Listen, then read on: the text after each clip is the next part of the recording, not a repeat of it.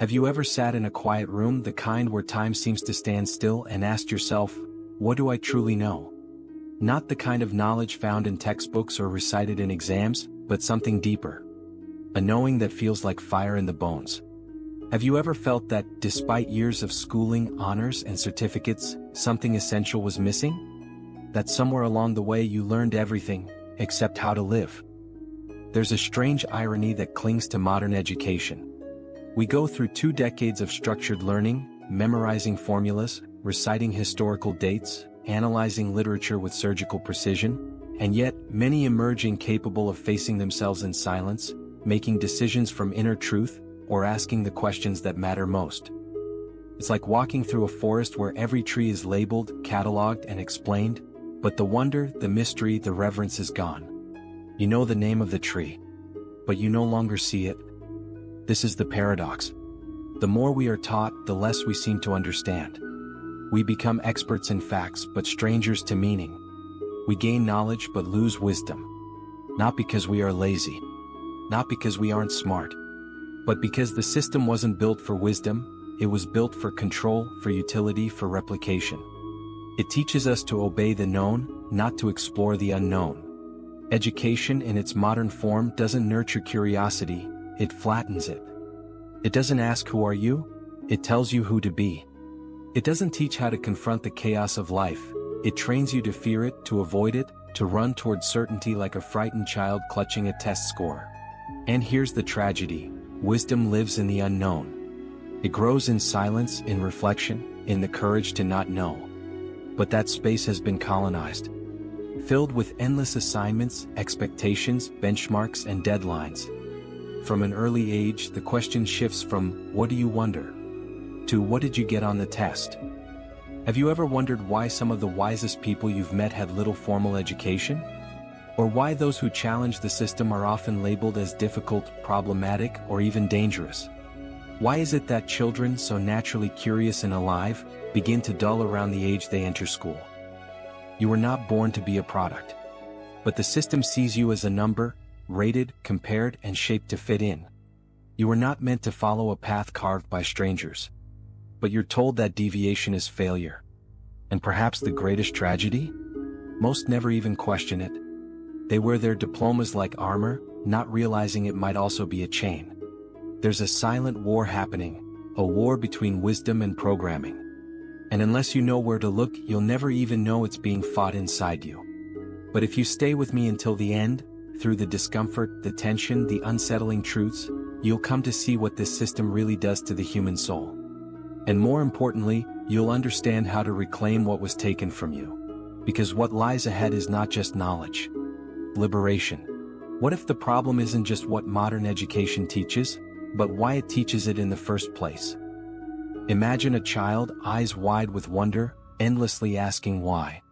Why is the sky blue? Why do people die? Why does time feel different when you're sad? At first, adults smile. But soon the answers get shorter. The tone sharper. And eventually the questions stop coming. Not because the child has found peace, but because they've been conditioned to accept silence where curiosity once lived. You see, modern education doesn't begin with the student. It begins with society's need to produce. It's not designed to awaken the soul, it's engineered to meet quotas, reinforce conformity, and replicate systems of power. Behind every curriculum is a blueprint not for expansion but control.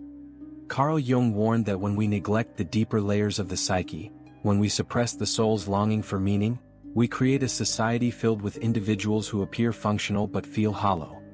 And that's what education has done. It didn't just forget the inner world. It actively buried it. The philosopher Friedrich Nietzsche once said, "He who has a why to live can bear almost any how." But modern education rarely asks why. It obsesses over the how. How to solve a problem. How to write an essay. How to get a job. But it ignores the question of why any of it matters. And in doing so, it amputates the soul from the pursuit of learning. Aldous Huxley's Brave New World didn't warn us about fear and control, it warned us about comfort. He imagined a future where we wouldn't be oppressed but numbed, kept quiet with entertainment, shallow facts, and endless distractions. Truth wouldn't be banned, it would just get lost in all the noise. We don't burn books now. We just bury them in content.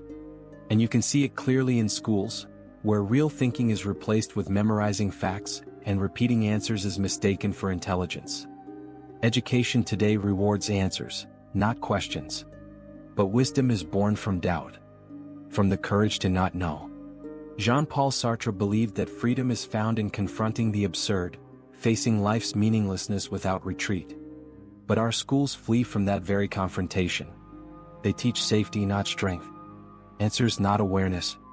Even Viktor Frankl, who survived the horrors of Auschwitz, argued that meaning, not achievement, is the deepest human need. Yet, how many students walk through school corridors for 12 years without ever being asked, "What brings you meaning?" The hidden problem then is this: we have built a system that educates the intellect while starving the soul.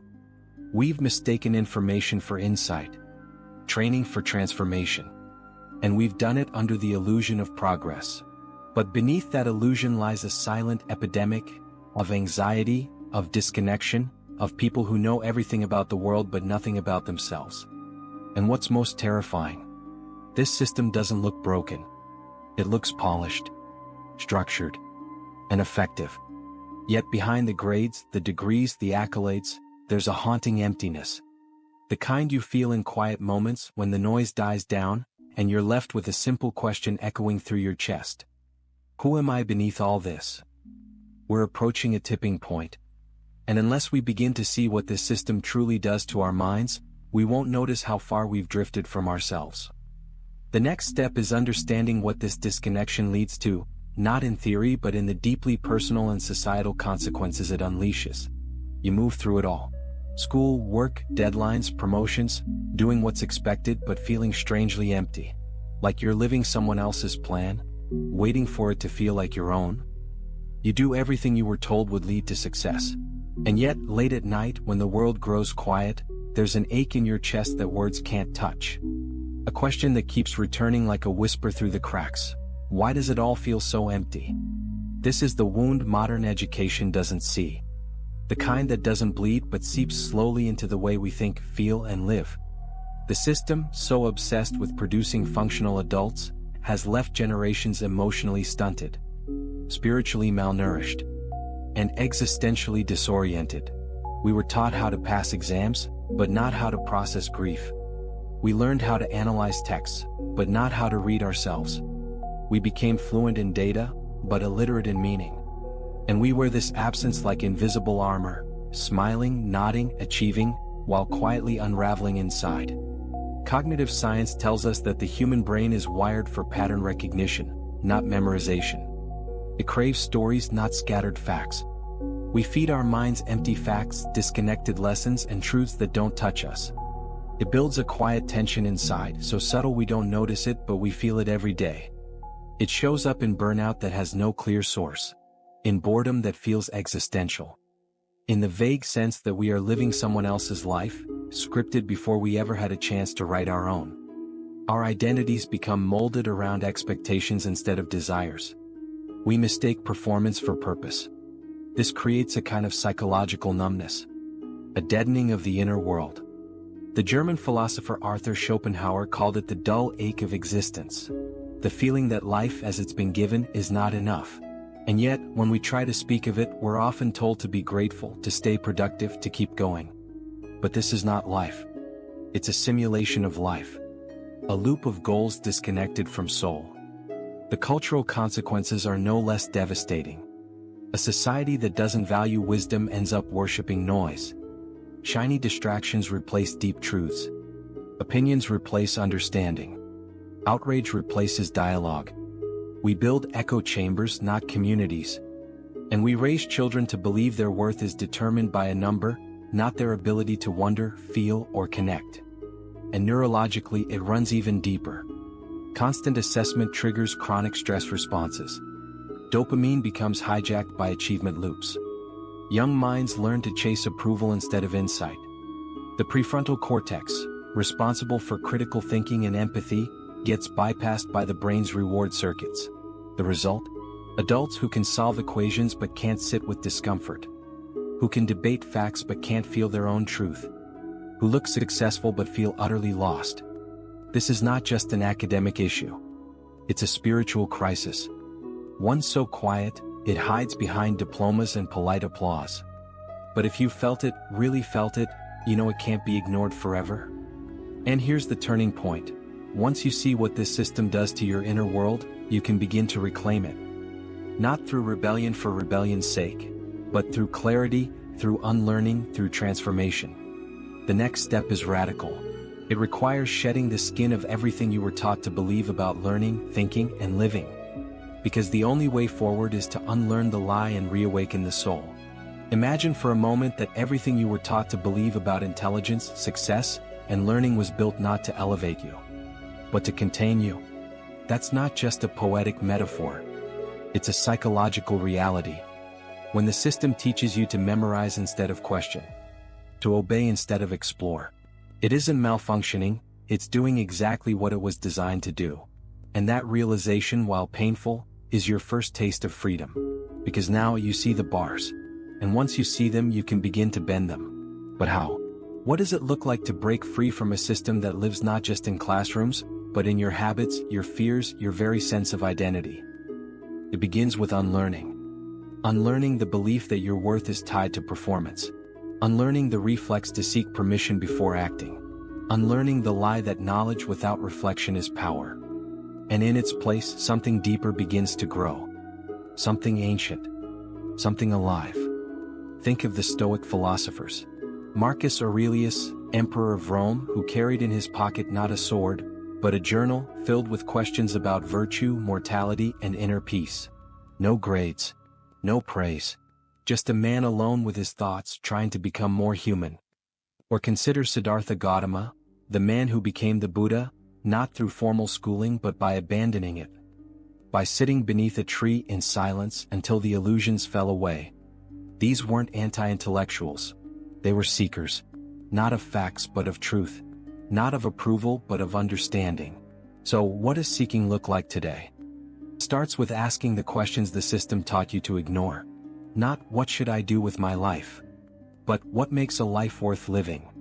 Not how do I succeed? But what does success even mean to me? Not what's the right answer? But why does this question matter at all? These are the doorways back to wisdom. And once you walk through, the world changes. Books stop being sources of information and become companions. Conversations stop being debates and become mirrors.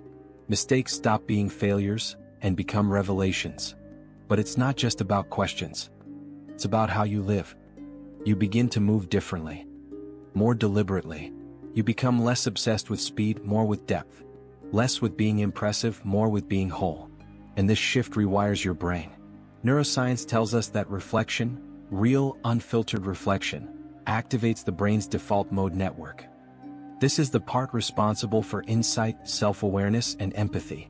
But it can't activate when you're constantly chasing the next deadline, the next metric, the next grade. In silence, the brain reorganizes itself. Thoughts become layered. Experiences integrate. You stop living reactively and begin living reflectively.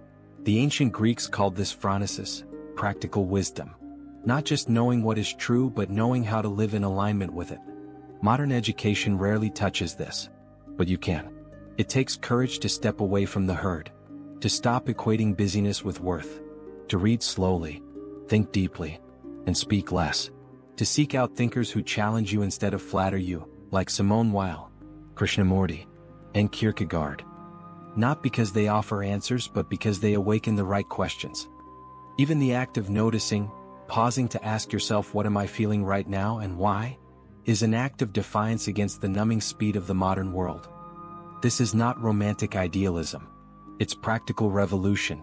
You don't need to drop out of society. You don't need to burn your degrees. But you must stop confusing knowledge with wisdom and begin reclaiming your inner world as sacred territory. That means carving out time for silence, not just absence of noise but presence of self. It means reading for insight, not information.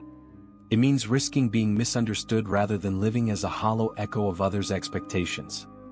And perhaps most radically, It means living as if your mind, your heart, and your soul were never meant to be standardized.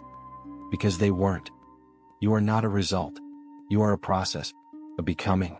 And the more you return to your own questions, your own pain, your own mystery, the closer you move towards something the system can never offer. A life not merely informed, but transformed. The final truth is near now. And when you see it, not just with your mind but with the marrow of your being, the illusion will break. And you'll never see learning, or yourself, the same way again. What if the greatest mistake of modern education wasn't in what it taught you, but in what it made you forget? Not facts. Not formulas.